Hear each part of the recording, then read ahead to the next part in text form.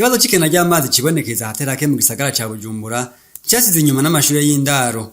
Amwe muyo twagendeye twasanze ico kibazo gihari nubwo abayobozi bagaragaza kwiyungunganya naho bitoroshe. Kuko iseminari ntoya ya Kanyosha amazi arakunda kubura ariko barafise ayo bakuye mu kuzimu nubwo nayo ataboneka neza kuko hari gihe umuyaga nkuba ubura ariko ngo arabasahiriza. No kwishure ryisumbuye rya ETS Kamenge ico kibazo baragifise nkuko bishikirizwa na Jean Bosco Nzitonda arongoye iryo shure.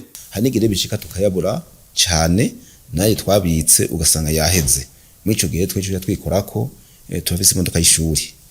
Turafise ibibido novuga ingunguru tuja kuvoma amazi imodoka y'ishuri kuvoma mugabo biradutera umucuko kuko urumva kuva amazi atuma ushobora guteka ibifungo by'abanyeshuri na cyane cyane nko tubabwiye ko dufise abanyeshuri barenga 2000 bari mu buraro ugacuja mu bindi bintu bikenerwa by'amazi ni byinshi abanyeshuri bacakena koga barakena kumesura barakena no mazi bakoresha mu tuzu twasugumwe ko bivuga none amazi akora ibintu byinshi mabibona amazi ni novuga ko ari bwo buzima bukomakomeye n'ikintu gikomeye mu buzima bw'umuntu bw'ikiremwa muntu.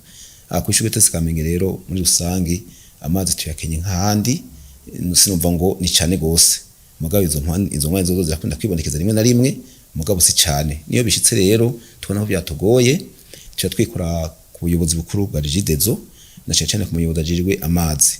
Jean Bosco Nzitonda asaba ubushikiranganje mu byo bujejwe harimo indero kuvugana n'ishiramwe Regidezo kugira icyo kibazo c'ikena ry'amazi ku mashure gitorega umuti. Naco gituma n'inteye akamo rero abarongoye na cyane cyane bw'indero kugira ngo budufatire ikibazo mu minwe budufashe gutera akamo kugira ngo ahantu hari amashuri harerewe abanyeshuri benshi bashira inguvu mu kwitwarika kwashira amazi kugira ngo dukingire ingwara z'ibyantu dushobora gutera urugwaruka rw'igihugu ku banyeshuri babarerewe ku mashuri atandukanye. Ivyo birukomugiye ikibazo c'ikena ry'amazi gishobora kuba intandaro y'indwara zifatiye kw'isuku rike na cyane cyane mu bibanza bihurirwamwo n'abantu benshi.